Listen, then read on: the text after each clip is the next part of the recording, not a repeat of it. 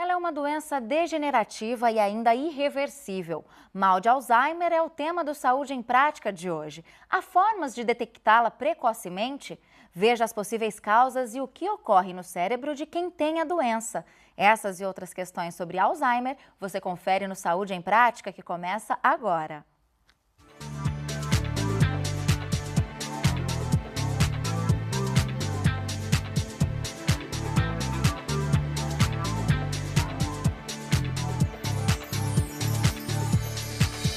E para falar sobre o mal de Alzheimer, nosso convidado é Arthur Oscar Schelp, neurologista e professor da Faculdade de Medicina da Unesp de Botucatu.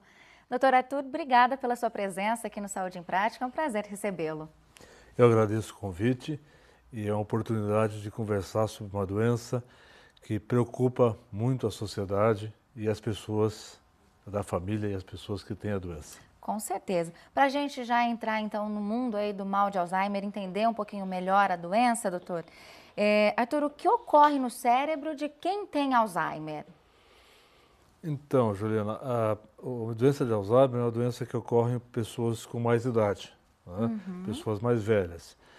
E com o envelhecimento, algumas células do nosso organismo morrem, né?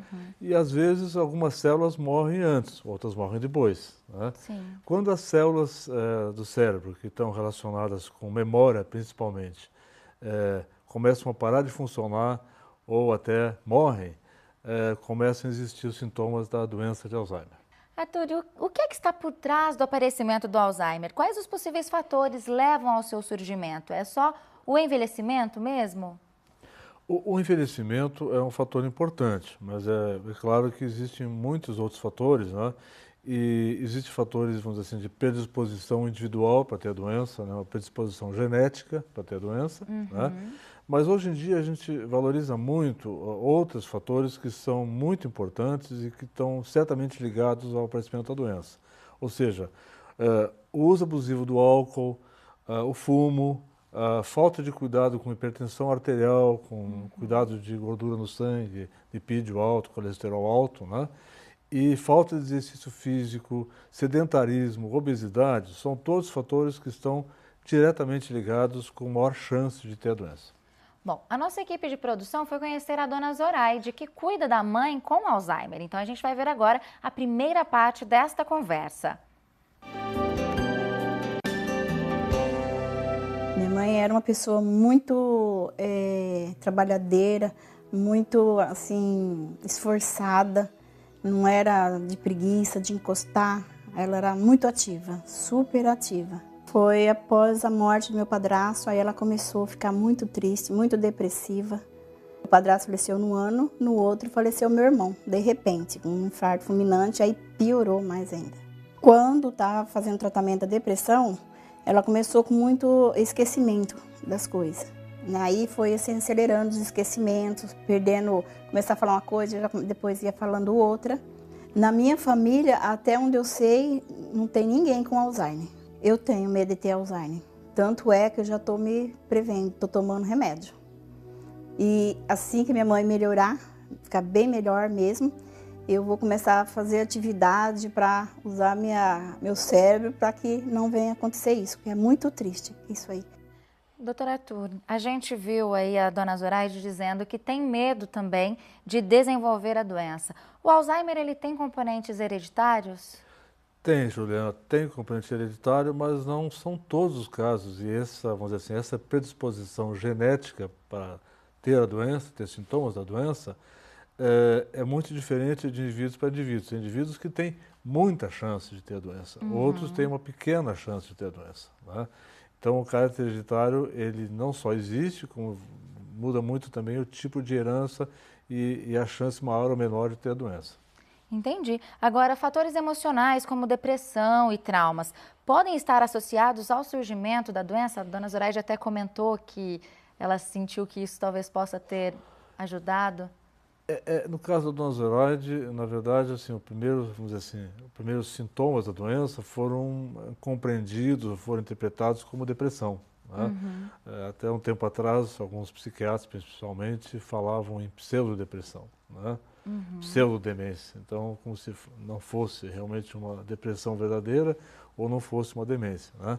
Então, o quadro depressivo ele pode aparecer como um sintoma da doença. Doutor, o Alzheimer é uma doença evolutiva. O que é que caracteriza os seus estágios? Nos estágios iniciais da doença, as perdas são pontuais, ou são percebidas pela família de maneira pontual, né?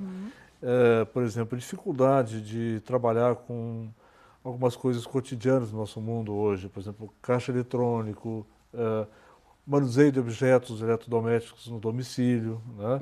Ou até no sentido assim, de pequenos esquecimentos, onde deixou um objeto, esquecer que já havia conversado sobre um assunto e volta a conversar sobre o mesmo assunto, né?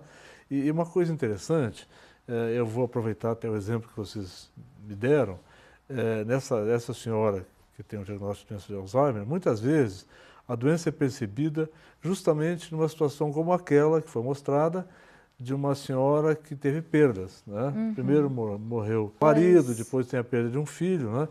E nesse momento aconteceram outras coisas, outros fatores, né? Outros eventos que certamente fizeram com que os sintomas ficassem mais aparentes. Por exemplo, a pessoa perde o marido, ela passa a morar com a filha, né? Numa outra casa, num outro ambiente, num outro contexto, outros hábitos. E nesse momento que muda um contexto, onde a pessoa não faz mais aquilo que estava habituada, automaticamente, durante muitos anos, se torna aparente para a família que tinha contato mais pontual com o idoso, ou com a mãe e com o pai. Assim, uma vez por semana, às vezes até todo dia, mas não o tempo inteiro. Então, no momento que você tira de um ambiente e coloca em outro, isso se torna mais aparente. Muito bem colocado no exemplo, o tratamento da depressão não levou à melhora do quadro de esquecimento. Então, ele ficou, inclusive, mais aparente, né? Você trata o sintoma depressivo, a pessoa fica mais animada, fica melhor humor, mas o quadro de esquecimento, o quadro demencial, se torna mais aparente.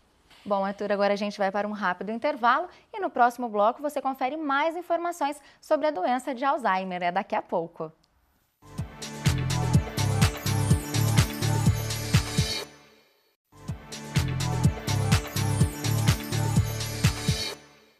Estamos de volta com Saúde em Prática, hoje falando sobre a doença de Alzheimer. Aqui conosco, tirando as nossas dúvidas, está o neurologista e professor da Faculdade de Medicina da Unesp de Botucatu, Arthur Oscar Schelp.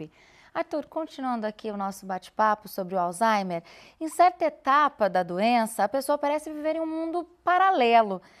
O que acontece com a mente nesta fase? O problema que existe é de que essa pessoa, por exemplo, está hoje vivenciando uma situação, muitas vezes, como se estivesse acontecendo isso 10 anos atrás, 20 anos atrás, tá certo? Então, não é incomum, é muito comum pacientes com a doença de Alzheimer chamar a filha de mãe, né? Ou filho de pai. É como né? se perdesse uma memória recente? Não é bem a memória recente, é o que muitas vezes se usa, né?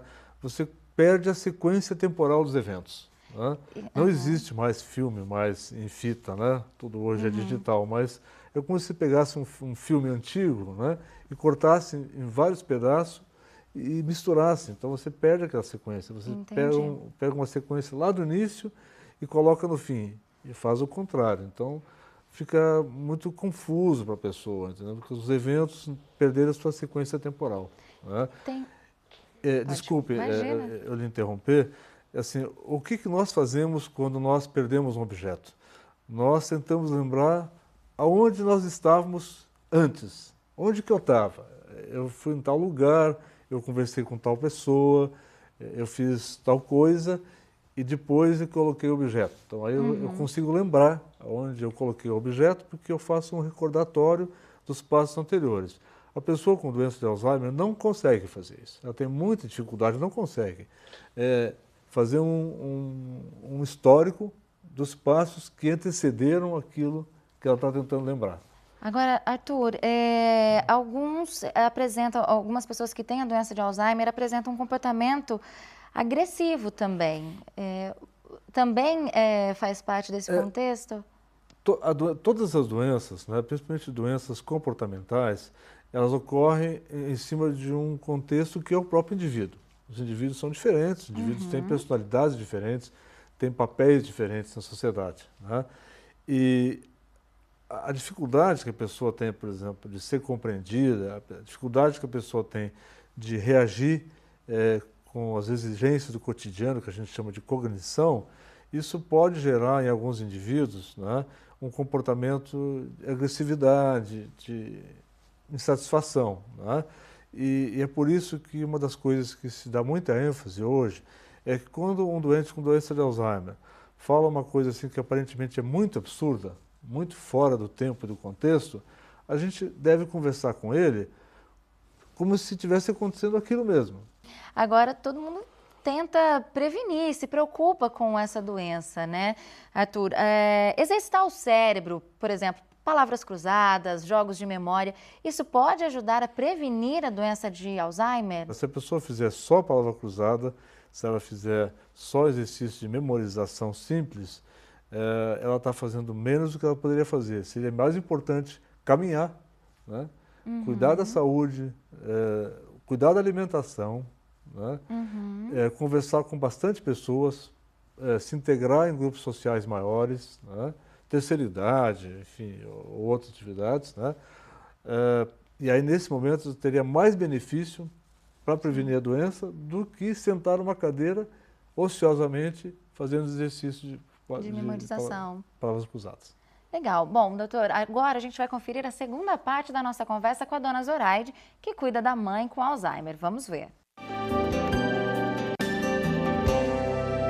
Quando começou o Alzheimer, ela ficou violenta. Às vezes respondia mal, sabe? Batia na parede, tirava roupa, tirava travesseiro. A minha mãe, depois do Alzheimer, ela precisa de mim em todos os momentos. Uma, porque ela anda com dificuldade. A gente solta, mas junto. Então, desde a hora que ela levanta até a hora que deita, no meio da noite, para fazer necessidade, ela chama. Na alimentação, eu tenho que fazer, pôr no prato, insistir para ela come, né? Em horários alternados, banho. O cabelo hoje ela está penteando, mas primeiro eu penteava, calçar, tudo. Depende de tudo, de mim e de quem está ajudando. Eu fiquei muito triste com uma pessoa que chegou e me falou para mim: por que você não interna ela numa clínica? Jamais. Só se de repente eu caísse numa situação que eu não tivesse condição de cuidar. Mas eu tenho certeza que as minhas filhas iam cuidar. Coisa linda ver a dedicação aí da dona Zoraide com a mãe, né? Um exemplo super bonito de ver. Agora, a gente percebe que a mãe da dona Zoraide, que tem a doença de Alzheimer, tem todo o amparo da família. Arthur, o senhor acha importante esse convívio da família? É importante para o doente, para o paciente? Isso pode fazer diferença? Faz muita diferença, né? Essa filha, por exemplo, é um exemplo daquilo que seria o ideal, né? Não institucionalizar o idoso, a pessoa mais velha, porque você vai colocá-lo num ambiente artificial, né? Independente da qualidade do instituto, né? Não é uma questão só médica, não é uma questão só de higiene, não é só uma questão de conforto, né? O fato de você conseguir que a pessoa fique num ambiente onde ela tem alguns vínculos, onde tem algumas identidades, né? Torna para ela a vida bem mais fácil, né? Infelizmente, hoje em dia, nem sempre existe, por exemplo, essa disponibilidade por questões de exigências da sociedade moderna, egoísmo, né? É mais fácil você colocar num asilo, né? E às vezes, quase sempre, é até mais caro manter o idoso, o velho em casa e cuidar em casa do que numa instituição, né? Então, além do tempo que despende, além das limitações que isso causa para o indivíduo, tem outras perdas. Mas para a pessoa que tem a doença de Alzheimer, é melhor ficar no domicílio. Bom, doutora, a gente vai agora para mais uma pausa, vamos fazer um rápido intervalo e no próximo bloco você aí de casa confere. Há exames capazes de detectar o Alzheimer precocemente? Tem também o quadro de Olho no Estresse com informações e dicas para driblar as tensões do dia a dia. É daqui a pouco.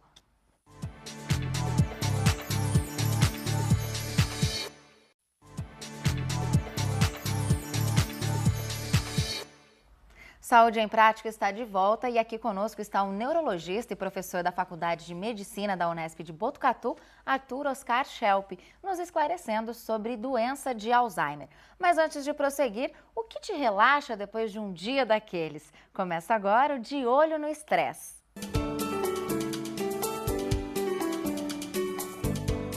Estresse, chateação, aquilo que vai te corroendo por dentro, assim, e às vezes você não consegue expor. Hoje em dia, a ciência já constatou que o estresse contínuo, quando o nosso organismo está constantemente nesse estado de alerta, ele sofre as consequências físicas e psíquicas. Entre as doenças físicas mais comuns, nós temos as alergias, os problemas de pele, as enxaquecas, transtornos gastrointestinais, temos também alterações de pressão, são comuns, e outras infecções causadas por uma queda no sistema imunológico. Outra coisa que fica muito claro, né, nas patologias psíquicas, aí são os transtornos mentais. Então, as fobias, as depressões, os quadros de ansiedade generalizada, transtorno de pânico. Situações do dia a dia que eu fico mais estressado é com relação ao trânsito e problemas no serviço. O sentimento de irritação e a vontade de sair de lá logo, do local que eu estou, né, e chegar em casa ou ir para algum lugar que eu gosto. Algumas pessoas conseguem chegar em casa e deixar as coisas do trabalho no trabalho, ou conseguem deixar os problemas em casa e ir para o trabalho, mas é difícil, a gente é um só, né? Então, a situação de estresse que a pessoa está vivendo a acompanha em todas as situações, em todos os ambientes que ela vai. Então, se ela está sofrendo um momento difícil no trabalho, provavelmente em casa ela também vai estar mais suscetível, mais irritada, mais vulnerável aos conflitos familiares. Quando eu estou estressado, as pessoas percebem sim, muda muito, fico mais irritado. Então é importante sempre a gente parar e rever como é que tá esse período da minha vida, como é que foi o meu ano. Eu passei por muitas situações estressantes, eu passei por situações difíceis, como que eu reagi, como eu enfrentei, como eu lidei com os problemas. As pessoas perceberam alguma mudança no meu comportamento, porque às vezes nós não nos percebemos estressados, né? E aí o corpo nos avisa que alguma coisa está em excesso, está demais. Então é importante a gente sempre estar atento, porque o estresse ele é sim cumulativo e pode sim causar danos ao nosso organismo. Quando eu chego em casa e a gente é recebido por eles, né, com essa alegria, pulando, brincando, toda essa excitação que eles ficam, né, isso já passa tudo. Para quem gosta de animal, para quem gosta do contato com o bicho, com o cachorro, de ter esses animais por perto, brincar com um animal, dar carinho, é sim uma fonte de alívio de estresse, é um momento de descontração, né, de troca de afeto, porque os animais são realmente carinhosos, é um momento de descontração, de lazer. O tempo que eu me dedico aos meus cachorros são terapêuticos, é um tempo terapêutico, hein? É mágico, é uma transformação, é uma alegria. Pode ser 11 horas da noite, ou 5 horas da manhã, ou às 3 da manhã que eles acordam. É sempre com gosto que eu faço. E isso ajuda muito a aliviar a ansiedade, melhora a autoestima, né? Porque a gente está trocando um momento gostoso com aquele bichinho que gosta da gente. A preocupação também diminui. A gente aprende às vezes até a se relacionar melhor, porque começa a entender aquele bichinho. Então ajuda sim a aliviar o estresse. Estar de olho no estresse, eu acho que é perceber o momento que você tem que se acalmar. Tá na situação, estou saindo do controle e tentar ter o equilíbrio nisso e não deixar isso transparecer para as outras pessoas e nem estourar, né, brigando com as pessoas ou descontando em alguém.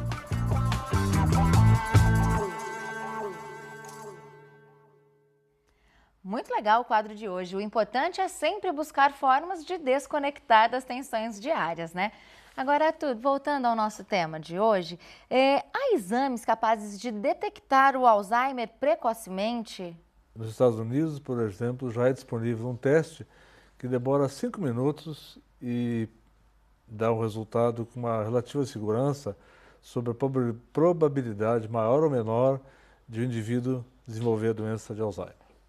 Olha só, e aí dá para se pensar em tratar antes dessa doença evoluir? Como é que agem os remédios para esta doença, Arthur? No Brasil, por exemplo, nós temos esse teste, já está sendo importado, mas até pouco tempo atrás, alguns 10 anos atrás, um pouco menos que isso, nós tínhamos disponível a possibilidade de fazer a detecção de marcadores, né, biomarcadores para a doença no líquido da espinha. Né?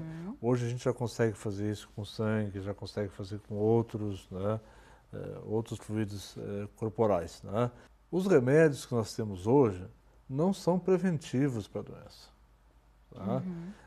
A prevenção da doença é exercício físico, a pessoa tem que ser feliz, a pessoa não pode ser irritada, a pessoa tem que seguir todas aquelas dicas de estresse que você dá, né? E isso é efetivo para tentar prevenir a doença. Né? Nós não temos medicamentos hoje que previnam a doença. Né? Na verdade, em 1 ou 2 anos, talvez no Brasil 3 anos ou até antes, eu não sei, existe a disponibilidade de vacinas para a doença de Alzheimer. Tá? Tanto vacinas passivas como ativas. Né? Mas essas medidas, né, que já estão sendo testadas em alguns países, né, experimentalmente, elas não mudam, vamos dizer assim, radicalmente o curso da doença. Né? Simplesmente procuram minimizar os efeitos da doença, ou seja, atrasar um pouco mais o aparecimento dos sintomas. Né? E tem efeitos colaterais, né? Além de custo, existem algumas situações onde a vacina não deve ser aplicada, né? Ou o benefício é menor do que o risco. Arthur, agora a gente vai ver a última parte da conversa com a dona Zoraide, que cuida da mãe que tem Alzheimer.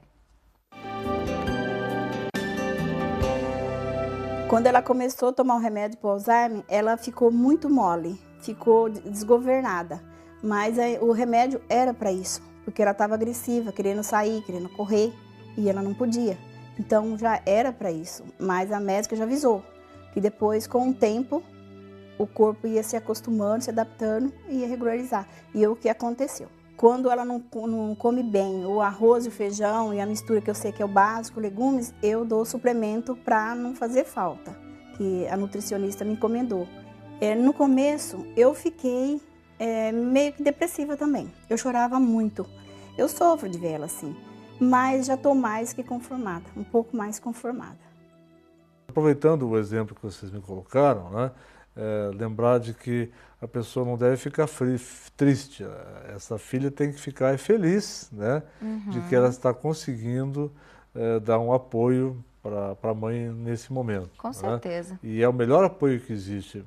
Ela pode até citar o remédio como sendo importante, mas os remédios para a doença de Alzheimer funcionam um pouco nas fases iniciais da doença. Né? Então, nas fases iniciais, melhora a socialização do indivíduo, a pessoa fica mais fácil de lidar, né? Fica um pouco mais... atende melhor às solicitações, fica um pouco mais fácil de manusear. Né? E existem também outros medicamentos também que melhoram o comportamento, atenuam a agressividade, né? Melhoram um pouco a cooperação do doente com a família. Né? Mas esses medicamentos, né, que podem ser usados ao longo de toda a doença, né, eles minimizam os sintomas, né, mas não eliminam todos os sintomas. Como disse a filha, bem colocado, depende dela para fazer higiene pessoal, para alimentação, depende dela para trocar de roupa, para se vestir, e depende dela para locomoção, para todas as atividades do cotidiano. Bom, Arthur, quero agradecer a sua presença. O programa já está chegando ao fim, mas muito obrigada por ter trazido para a gente tantas informações. Foi um prazer. Juliana, eu agradeço a oportunidade de conversar sobre o assunto e espero, no futuro próximo, voltar aqui com notícias de tratamentos e medidas mais efetivas das que existem atualmente. Com certeza, foi um prazer, obrigada. Bom, e você de casa quer rever este programa? Então basta acessar o nosso site, que é o www.tv.unesp.br/Saúde em Prática. Lá você encontra todos os programas já exibidos. E a gente se encontra na semana que vem. Até o próximo programa. Tchau, tchau.